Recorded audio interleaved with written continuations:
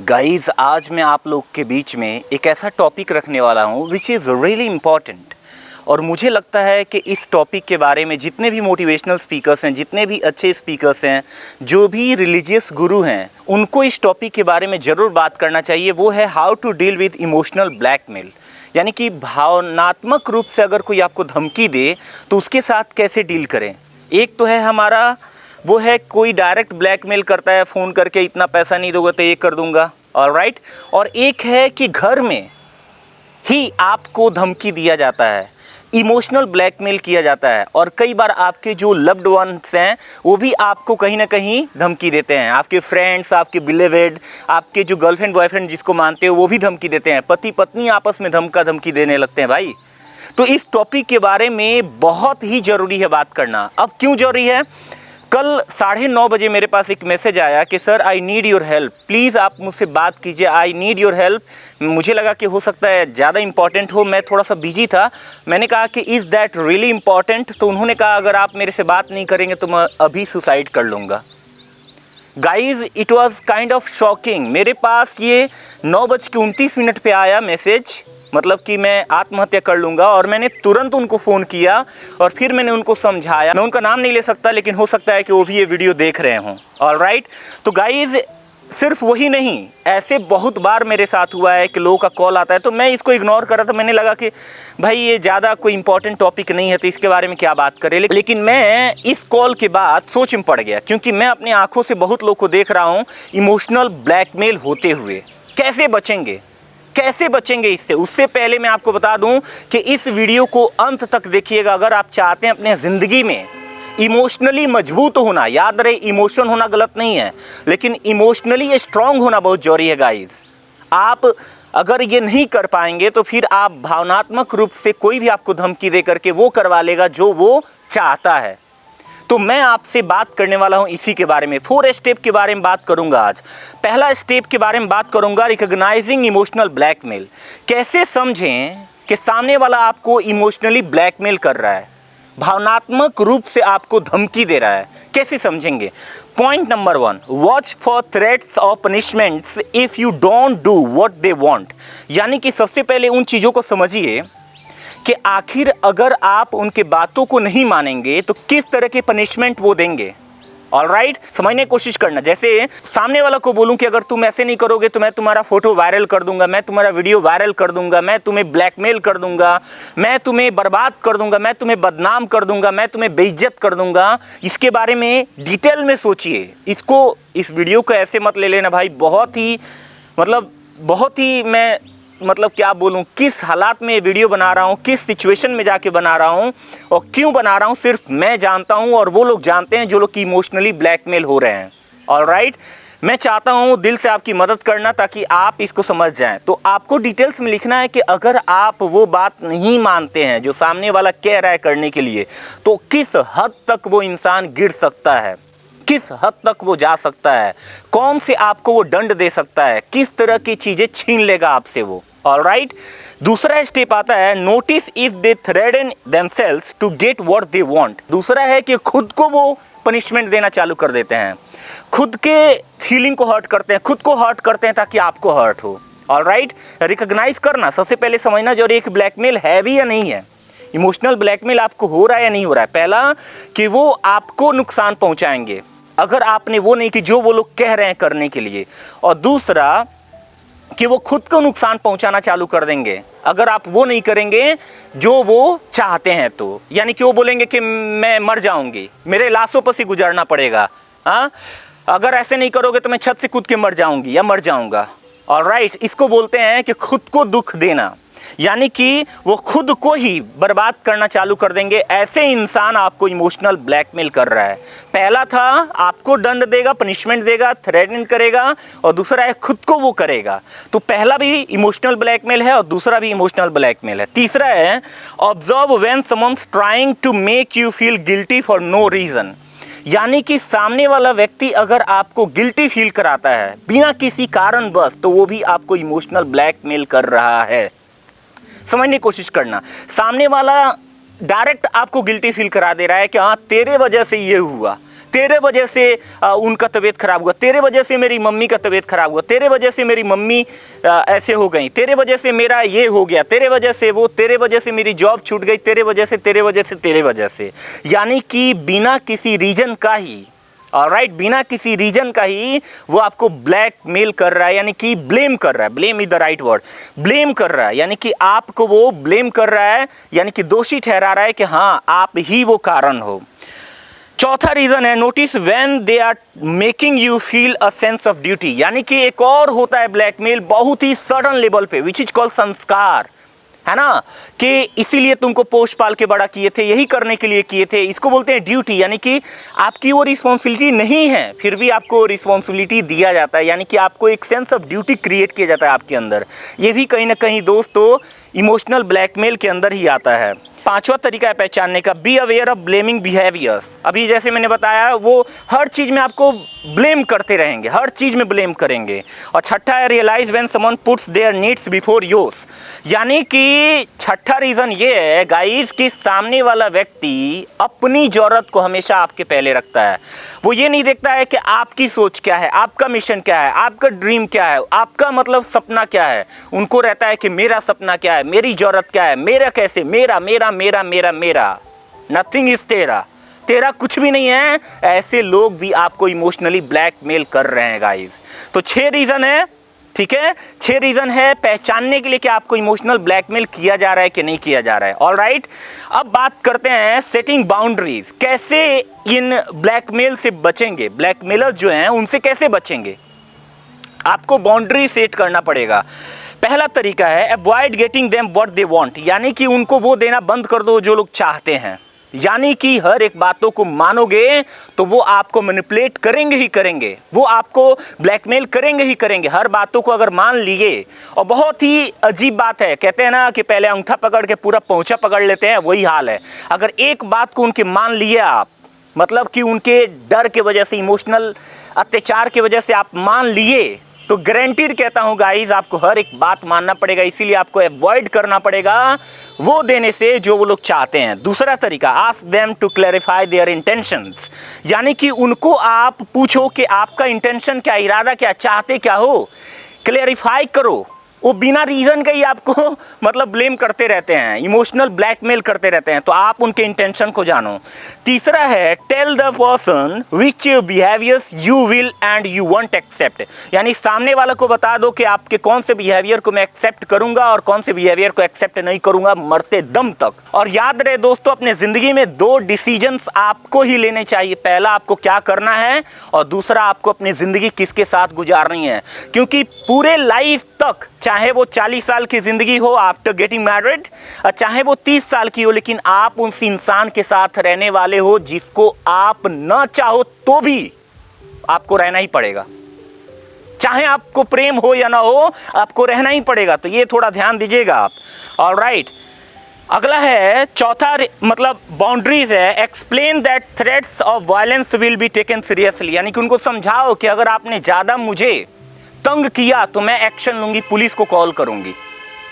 Alright, police को call करूंगी कि आप मुझे मैनिपुलेट कर रहे हो, या फिर करूंगा, ये भी हो सकता है। क्योंकि बहुत सारे लड़कों के साथ भी मतलब वो होता है। जैसे कि कल मेरे को लड़का ही फोन किया था और बहुत बार फोन आया कि सर अगर आप मेरे से बात नहीं करेंगे मैं आत्महत्या कर लूंगा, सुसाइड कर लूंगा। ऐसे सिचुएशन में क्या है, ब्लैकमेल किया जा रहा है, तो आपको बाउंड्री सेट करना पड़ेगा गाइज।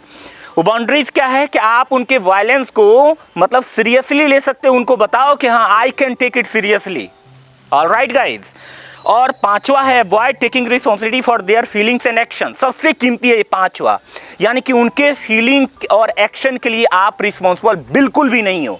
एक आदमी ने मेरे को फोन करके बोला कि आप ही रिस्पॉन्सिबल है इस कारण के लिए।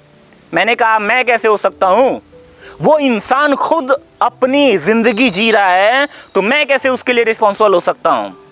कोई भी इस धरती पे किसी इंसान के लिए रिस्पॉन्सिबल नहीं होता है, ये बात आप याद रखिएगा। और अगर आप अपने जिंदगी में किसी और की रिस्पॉन्सिबिलिटी ले रहे हैं तो ये गलत है, और खास करके फीलिंग्स के लिए, इमोशंस के लिए। थोड़ा लॉजिक लगाओ, प्रेम करो इमोशनली, लेकिन सोचो लॉजिकली कि आखिर वो सामने वाला क्यों ऐसा कर रहा है। क्या वो आपका भला चाहता है? नॉट एट ऑल, वो अपना भला चाहता है, अपने ईगो को सेटिस्फाई करना चाहता है। उसकी ईगो हर्ट हो रही है आपकी वजह से, इसलिए आपको मैनिपुलेट कर रहा है वो बंदा। ऑलराइट, ये ध्यान दीजिएगा।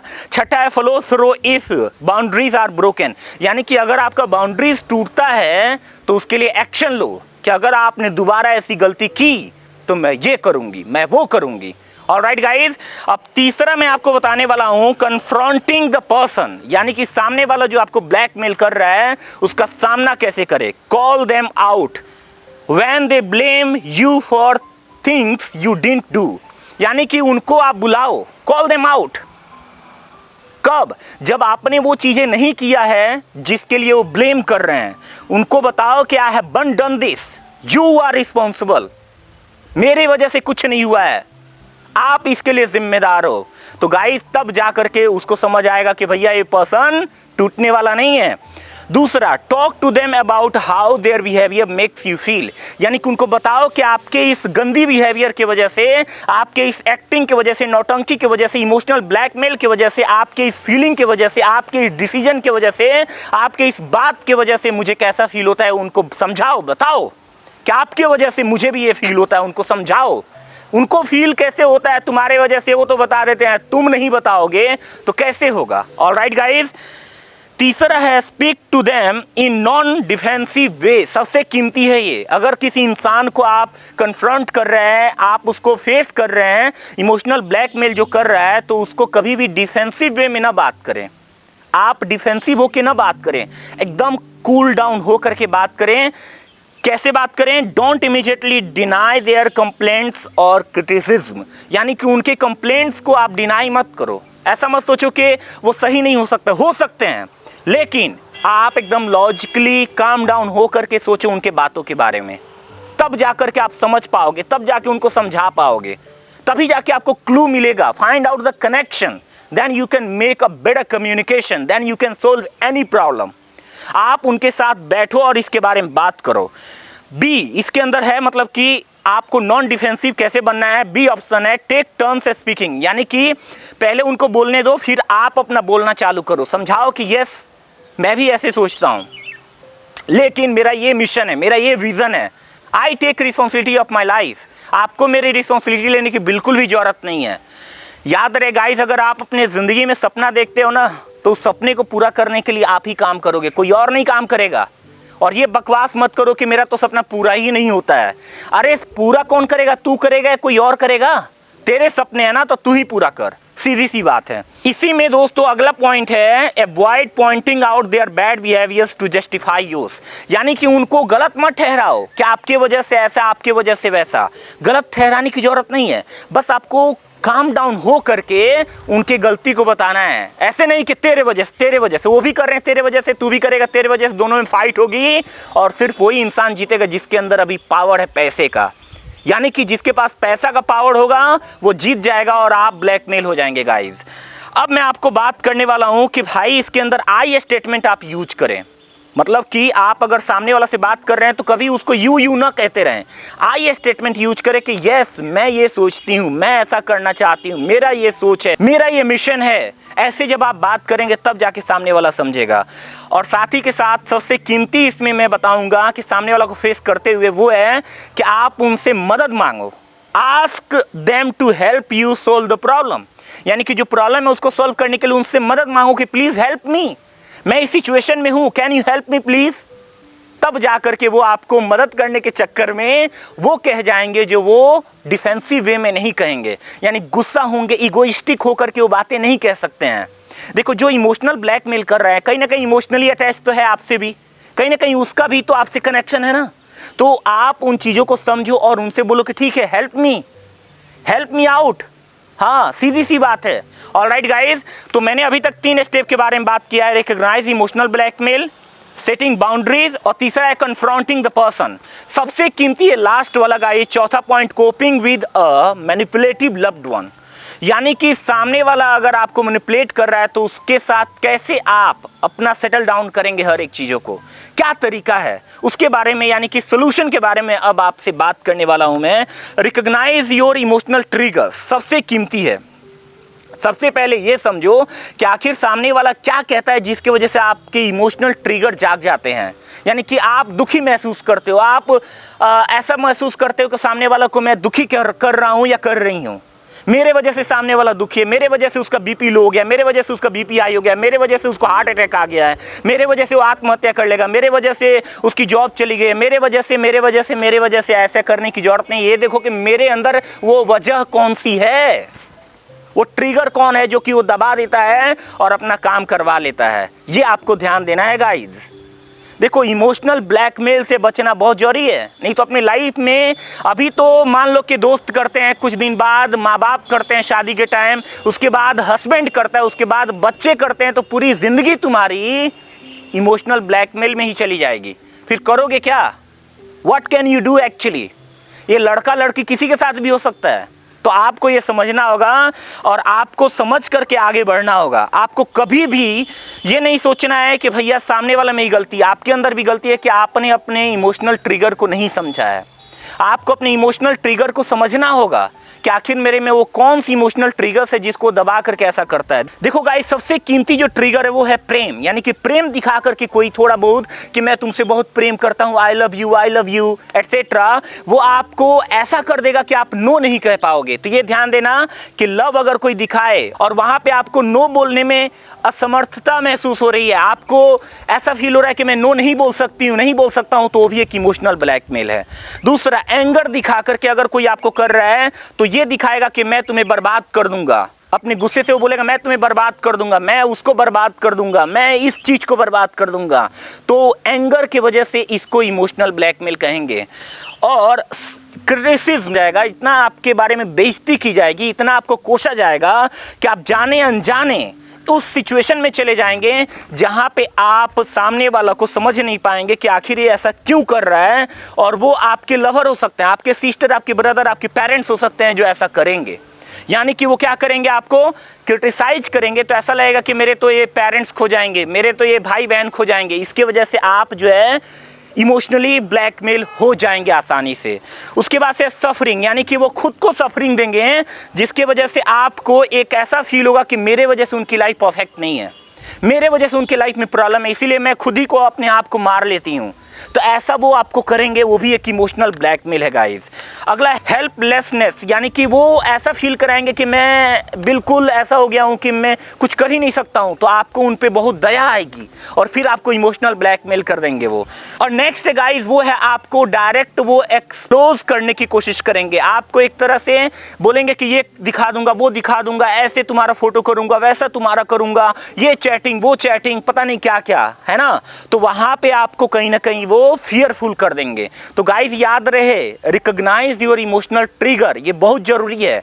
प्रेम भी एक इमोशनल ट्रिगर हो सकता है, एंगर भी, सफरिंग भी, और साथ के साथ आपके जो हेल्पलेसनेस दिखाते हैं वो भी। और कोई अगर आपको बोले कि मैं आपको एक्सपोज कर दूंगा, कर दूंगी, वो भी इमोशनल ट्रिगर है। उनको बोलो कि मैं आपको सुनने के लिए तैयार हूं और बिना अपने माइंड को चेंज किए उनको सुनो, तो भी आप इससे ऊपर उठ सकते हो इमोशनल ब्लैकमेल से। क्योंकि जब सुनोगे, तो जैसे कि मैंने कहा, जब सुनोगे तो उनकी बातें जब निकलेंगी तो गारंटीड आप उसमें से कोई ना कोई कनेक्शन खोज लोगे। अगला है step away while they are crying और थ्रोइंग अ टेंट्रम, यानी कि अगर वो बात करते करते रोना चालू कर दें, टेंट्रम दिखाना चालू कर दें, ड्रामा दिखाना चालू कर दें, वहां से चुपचाप हट लो भाई, चुपचाप हट जाओ, अपने रूम में चले जाओ, चुप हो जाओ, क्योंकि वो ड्रामा कर रहे हैं। ड्रामा में सुनना ही नहीं है आपको उनको। अगला है मॉडल हेल्दी बिहेवियर, लास्ट है मॉडल हेल्दी बिहेवियर। का मतलब क्या है गाइस? मॉडल हेल्दी बिहेवियर का मतलब होता है कि आपको उनको दुख नहीं देना है इस बात के लिए कि वो आपको ब्लैकमेल कर रहे हैं इमोशनल। आपको उनसे कम्युनिकेशन बढ़ानी है, आपको अपनी कन्वर्सेशन स्किल को बेटर करना है। अगर आप सचमुच एक अच्छे कम्युनिकेटर होते तो आपको पता होता कि सामने वाला की कमजोरी क्या है, और आप भी उनको इमोशनली समझा सकते थे कि यस, जो मैं कर रहा हूं वो सही है और मैं करूंगी और करूंगा। लेकिन आपके और उनके बीच में कोई कम्युनिकेशन है ही नहीं, इसीलिए वो आपके हर एक चीजों को जानते हैं, लेकिन आप तो उनके बातों को जानते ही नहीं है। अगर आप उनके बातों को जान जाएं तो आसानी से ओवरकम कर सकते हैं।